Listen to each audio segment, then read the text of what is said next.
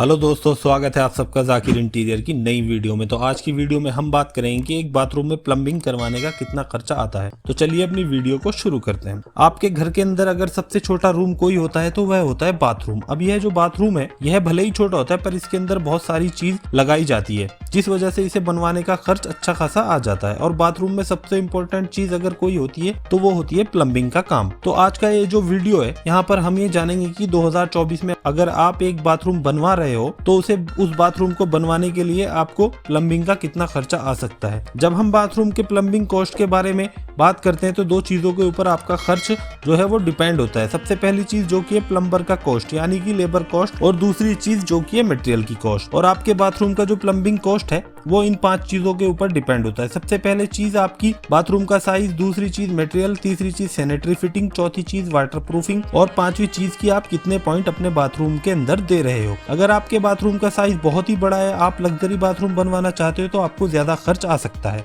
पर यहाँ पर हम ऐसा मान के चलेंगे कि जो रेगुलर बाथरूम बनवाई जाती है उस तरह का बाथरूम अगर आप अपने घर के अंदर बनवाने वाले हो तो उस बाथरूम का साइज होगा 7 फीट बाई 4 फीट के आसपास। और यह जो बाथरूम होगा वो अटैच होगा, यानी कि उसके अंदर कमोड का भी इस्तेमाल किया जाएगा और बाकी चीज भी बाथरूम के अंदर होंगी, जैसे कि mixer, shower, commode, basin, solar या फिर गीजर पॉइंट। तो चलिए ये तो बात हो गई आखिर किस तरह का आपका बाथरूम होगा। तो अब बात करते हैं प्लम्बर के कॉस्ट के बारे में। तो अब आपका जो बाथरूम है वहाँ पर आपके जरूरत के अनुसार और प्लम्बर के सजेशन के अनुसार आप वहाँ पर उनका पॉइंट और लोकेशन फिक्स कर लोगे, यानी कि आपके बाथरूम में कमोड कहाँ पर आएगा, मिक्सर कहाँ पर होगा, बेसिन कहाँ पर होगा, इन चीजों को फिक्स किया जाएगा। जब ये चीज फिक्स हो जाएंगी उसके बाद प्लम्बर वहाँ पर मार्किंग कर लेंगे, लेवलिंग कर लेंगे। जब मार्किंग कंप्लीट हो जाएगी उसके बाद प्लम्बर वहाँ पर झीरी मार लेंगे, यानी कि वॉल को कट कर लेंगे। वॉल को कटिंग करने के बाद बारी आती है पाइप को फिक्स करने की, तो वहाँ पर प्लम्बर पाइप को फिक्स कर देंगे। और जब पाइप फिक्स हो जाएंगे उसके बाद आपको प्लम्बर के पास से उन पाइपलाइन की टेस्टिंग जरूर कर लेनी चाहिए। ये जरूर चेक कर लेना चाहिए कि पाइप कहीं पर लीकेज तो नहीं है। टाइल लगाने से पहले अगर आप इस टेस्ट को नहीं करते हो तो उसके ऊपर डायरेक्टली टाइल को लगा देते हो तो आगे चल के अगर लीकेज हो जाता है तो इससे आपका बहुत बड़ा नुकसान हो सकता है। आपको वापस से टाइल को तोड़ना पड़ेगा, उसे लीकेज हुए पाइप को फिक्स करना पड़ेगा, उसके बाद में वापस से उसके ऊपर टाइल लगानी पड़ेगी, यानी कि इन चीजों में आपका पैसा और टाइम दोनों चीज वेस्ट हो जाएंगी। तो इसलिए आपको प्लम्बर को यह जरूर बताना है कि टाइल को फिक्स करने से पहले आपको टेस्टिंग जरूर कर लेनी चाहिए। जब आपके बाथरूम के अंदर टाइल फिक्स हो जाएगी उसके बाद प्लम्बर आकर बाकी चीजों को फिक्स कर देंगे, जैसे कि मिक्सर, शावर, कमोड और बेसिन। ऐसी सभी चीजों को प्लम्बर आपको फिक्स करके देंगे। तो अब हमने ये जान लिया कि बाथरूम किस तरह से होगा, प्लम्बर किस तरह से काम करके देंगे। अब ये जानते हैं कि प्लम्बर इस बाथरूम के लिए आपसे कितना पैसा ले सकते हैं। प्लम्बर आपसे जो लेबर चार्ज है वो दो टाइप से ले सकते हैं। पहला टाइप होता है जो कि है लमसम रेट, और दूसरा टाइप होता है एटम रेट मेथड। जो लमसम रेट मेथड है उसमें आपके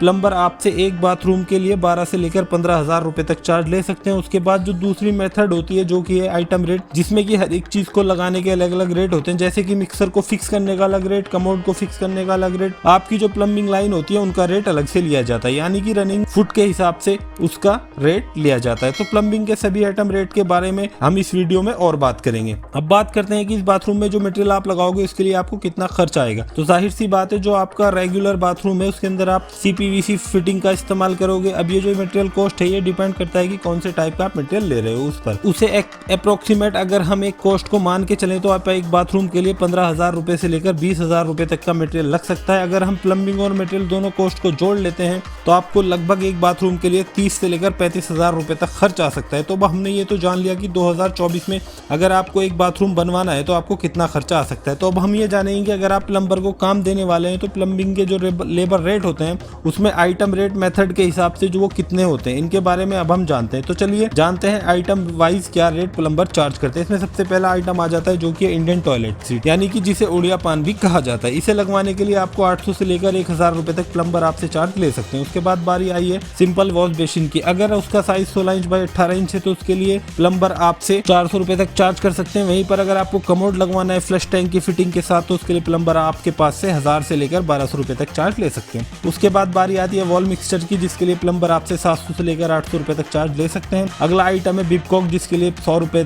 एक टैप के हिसाब से चार्ज किया जाता है। उसके बाद में पिलर कॉक, जिसके लिए भी 100 रुपए तक चार्ज लिया जाता है। और अब बारी आती है एंगल कॉक की आपकी, तो उसके लिए आपको 100 रुपए तक देना पड़ सकता है। अगर हम नेक्स्ट आइटम की बात करें जो कि है डाइवर्टर, इसके लिए प्लम्बर आपसे 800 रुपए से लेकर 1100 रुपए तक चार्ज ले सकते हैं। इसी तरह से प्लम्बिंग के और भी रेट होते हैं, जैसे कि पूरे घर का अगर प्लम्बिंग वर्क करवाना है तो कितना रुपए लिया जाएगा। उसके बाद में ओवरहेड वाटर टैंक होती है, जो पाइप लगवाए जाते हैं उनका रेट रनिंग फिट के हिसाब से होता है। इन सभी चीजों के बारे में अगर आप जानना चाहते हो तो 2024 में पूरे प्लम्बिंग रेट के बारे में हमने एक सेपरेट वीडियो बना रखी है। आई बटन में मैं उस वीडियो का लिंक दे दूंगा, आप इस वीडियो को भी जाकर देख सकते हो।